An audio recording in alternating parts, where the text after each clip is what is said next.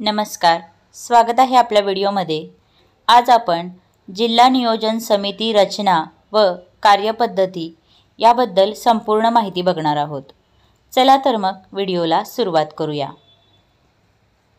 ग्रामीण भागाचा विकास करण्यासाठी व ग्रामीण भागाचे जीवनमान उंचावण्यासाठी सदर समितीचे मोठे योगदान आहे।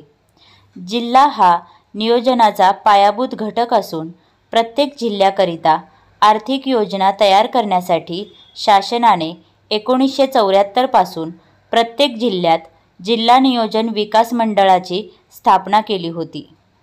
पण संविधानाच्या घटना दुरुस्तीतील अनुच्छेद 243 ZD नुसार 15 मार्च 1999 पासून राजपत्रात अधिसूचनेद्वारे जिल्हा नियोजन विकास मंडळ बरखास्त करून नव्याने जिल्हा नियोजन समित्या DPC कार्यान्वित करण्यात आलेले आहेत।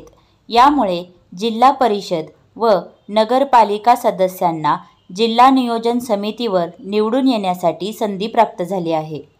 जिल्हा नियोजन समितीची रचना 1. 20 लाखापेक्षा अधिक नसेल इतकी लोकसंख्या असलेल्या जिल्ह्याकरिता जिल्हा नियोजन समितीमध्ये 30 सदस्य असतील। 2. 20 लाखापेक्षा अधिक परंतु 30 लाखापेक्षा अधिक नसेल इतकी लोकसंख्या असलेल्या जिल्ह्याकरिता जिल्हा नियोजन समितीमध्ये 40 सदस्य असतील। 3. 30 लाखांपेक्षा अधिक लोकसंख्या असलेल्या जिल्ह्याच्या बाबतीत या जिल्हा नियोजन समितीमध्ये जास्तीत जास्त 50 सदस्य असतील। नव्या पंचायत राज कायद्यामध्ये जिल्हा नियोजन व विकास मंडळ ऐवजी जिल्हा नियोजन समिती स्थापन करणे बंधनकारक झाले आहे।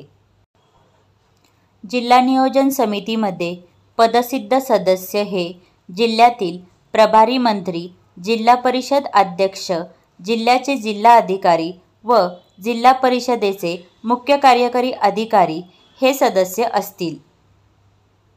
नामनिर्देशित सदस्य हे जिल्ह्याकरिता असलेल्या संबंधित संविधानिक विकास मंडळाचा एक प्रतिनिधीच्या जिल्हा नियोजन समितीच्या कामकाजासंबंधीचे ज्ञान असलेला शासनाने नियुक्त करावयाच्या नामनिर्देशित सदस्यांची संख्या खालीलप्रमाणे। ज्या जिल्ह्यामध्ये 20 लाखांपेक्षा अधिक नसेल इतकी लोकसंख्या असलेल्या जिल्ह्याकरिता जिल्हा नियोजन समितीमध्ये 30 सदस्य असतात। 30 सदस्य संख्या असलेल्या जिल्हा नियोजन समितीबाबत नामनिर्देशित सदस्य हे असणार नाहीत। पण 40 सदस्य संख्या असलेल्या जिल्हा नियोजन समितीमध्ये नामनिर्देशित सदस्य हे 2 असतील। तसेच 50 सदस्य संख्या असलेल्या जिल्हा नियोजन समितीमध्ये नामनिर्देशित सदस्य हे 4 असतील। राज्य शासन महाराष्ट्र राज्य विधिमंडळाच्या व संसदेच्या सदस्यांमधून सर्वसाधारणपणे जिल्हा नियोजन समितीच्या क्षेत्रामध्ये वास्तव्यास असलेल्या किंवा त्या क्षेत्रामधून निवडून आलेल्या सदस्यामधून 2 सदस्यांची निवड करण्यात येते। निवडून दिलेले सदस्य जिल्हा नियोजन समितीमधील सदस्यांच्या एकूण संख्येच्या 4/5 पेक्षा कमी नसतील इतके सदस्य हे जिल्ह्यातील ग्रामीण क्षेत्राची लोकसंख्या आणि नागरी क्षेत्राची लोकसंख्या यांच्यातील गुणोत्तर प्रमाणात जिल्हा पातळीवरील पंचायतीच्या व जिल्ह्यातील नगरपालिकांच्या निर्वाचित सदस्यांनी निवडलेले असतील। 20 लाखांपेक्षा अधिक नसेल इतकी लोकसंख्या असलेल्या जिल्ह्याच्या बाबतीत नियोजन समितीच्या एकूण 30 सदस्यांपैकी 24 सदस्य निवडून दिलेले असतील। 20 लाखांपेक्षा अधिक परंतु 30 लाखांपेक्षा अधिक नसेल इतकी लोकसंख्या असलेल्या जिल्ह्याच्या बाबतीत नियोजन समितीच्या एकूण 40 सदस्यांपैकी 32 सदस्य निवडून दिलेले असतील।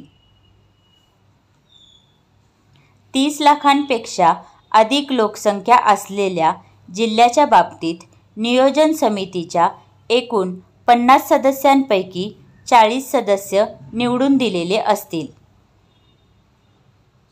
तसेच जिल्हा नियोजन समितीमध्ये विशेष निमंत्रित सदस्य असतात, ते आपण पाहूयात. जिल्हा नियोजन समितीच्या क्षेत्रामध्ये निवडून आलेले सामान्यपणे तेथील निवासी असलेले संसद सदस्य, महाराष्ट्र राज्य विधिमंडळाचे सदस्य, विभागीय आयुक्त हे जिल्हा नियोजन समितीच्या सर्व बैठकांना स्थायी विशेष निमंत्रित असतील.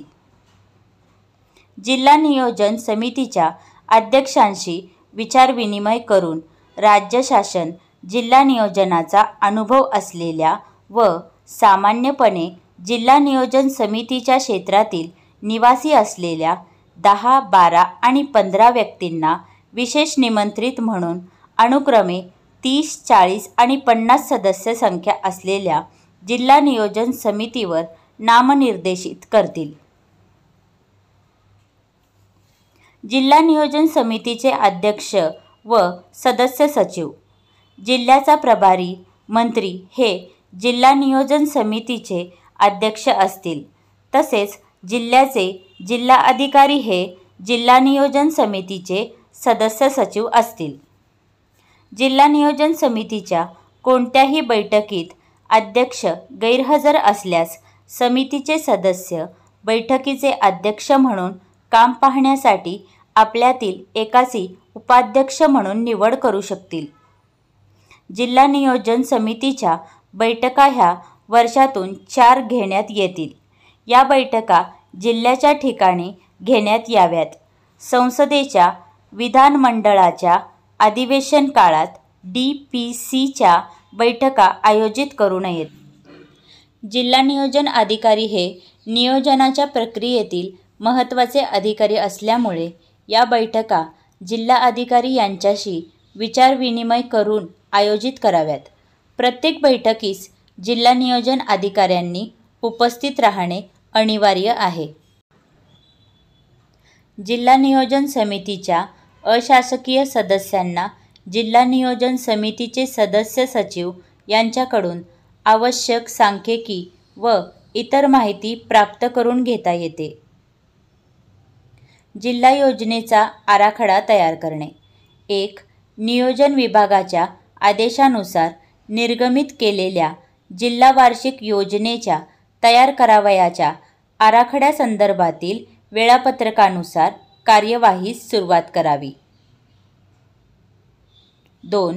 जिल्हा वार्षिक योजनेचा आराखडा तयार करताना मानव विकास निर्देशांक उंचावणे, जिल्ह्याच्या मूलभूत गरजा, सामाजिक व भौगोलिक व्याप्ती याचा विचार करण्यात यावा. 3. प्रधान लेखा शीर्षकावर योजना दाखवण्यात याव्यात. 4. चालू योजनांच्या उर्वरित खर्चावर प्राधान्याने विचार करण्यात यावा. 5. आराखड्यात कामे प्रस्तावित करताना अपूर्ण कामांना लागणाऱ्या निधीची पूर्ण तरतूद केल्यानंतरच नव्या बाबी कामे प्रस्तावित करावीत. 6. जिल्हा आराखड्यात प्रस्तावित केलेल्या नियत व्यय मर्यादेतून अपूर्ण कामांना लागणारा निधी वजा करून उर्वरित रकमेच्या 1.5 पट रकमेच्या मर्यादेतीलच नवी कामे प्रस्तावित करता येतील. 7. जिल्हा वार्षिक योजनेतून घेण्यात येणारी कामे 2 वर्षांच्या कालावधीत पूर्ण करणे आवश्यक राहील. 8. नव्या योजनांच्या बाबतीत संबंधित मंत्रालयीन, प्रशासकीय विभाग आणि तांत्रिक विभागाने मान्यता दिली असेल व त्या योजनांना शासनाची मान्यता मिळालेली आहे असे कळविल्यानंतरच या नव्या योजनांसाठी जिल्हा योजनेमध्ये तरतूद प्रस्तावित करावी. सदर नव्या योजनांसाठी विधिमंडळाची मान्यता मिळवण्याची जबाबदारी संबंधित मंत्रालयीन, प्रशासकीय विभागाची राहील. 9. नव्या योजनांच्या बाबतीत जर पदनिर्मितीचा समावेश असेल तर विहित पद्धतीचा अवलंब करून पदांना शासनाची मान्यता मिळाल्यानंतरच अशा योजनांचा समावेश जिल्हा योजना आराखड्यात करावा. 10. आराखड्यात प्रस्तावित प्रत्येक योजनेच्या खर्चाची बाबवार माहिती देणे आवश्यक राहील. 11. आराखड्यात मान्य केलेल्या नियत व्ययात जिल्हा नियोजन समितीच्या मान्यतेशिवाय बदल करता येणार नाही. 12. राज्यस्तरीय बैठकीत जिल्हा वार्षिक योजनेचा अंतिम आराखडा निश्चित करण्यात येईल. प्रशासकीय मान्यतेची कारवाईबाबत माहिती घेऊ. 1. जिल्हा वार्षिक योजनेतील इतर कामांना प्रशासकीय विभागाचे व त्याच्या क्षेत्रीय यंत्रणाचे सर्व अधिकार जिल्हा अधिकारी यांना असतील, स्थानिक स्वराज्य संस्था वगळून. 2. स्थानिक स्वराज्य संस्थांकडे योजनांसाठी असलेले प्रशासकीय मान्यतेचे अधिकार प्रचलित पद्धतीप्रमाणे कायम राहतील. 3. जिल्हाधिकारी व स्थानिक स्वराज्य संस्था यांनी प्रशासकीय मान्यता प्रदान करण्याची कारवाई करावी. तसेच स्थानिक स्वराज्य संस्था यांना मार्गदर्शक सूचना, निकष व तपासणी याद्या निर्गमित करण्यात येतील. 4. योजनांच्या आराखड्यातील अंतर्गत कामाच्या मान्यता देण्याचे अंतिम अधिकार जिल्हा नियोजन समितीला आहेत. तसेच जिल्ह्याची निकड व गरजा लक्षात घेता स्थानिक स्वराज्य संस्थेची संबंधित असलेले एखादे काम जिल्हा नियोजन समितीला प्राधान्याने घ्यायचे असल्यास जिल्हा नियोजन समितीचे सचिव, जिल्हाधिकारी यांनी संबंधित स्थानिक स्वराज्य संस्थेकडे तसा प्रस्ताव पाठवून संमती घेणे बंधनकारक राहील. जिल्हा वार्षिक योजनेतील इतर कामांना प्रशासकीय मान्यता देण्याचे प्रशासकीय विभागाचे व त्यांच्या क्षेत्रीय यंत्रणाचे सर्व अधिकार जिल्हा अधिकारी यांना राहतील.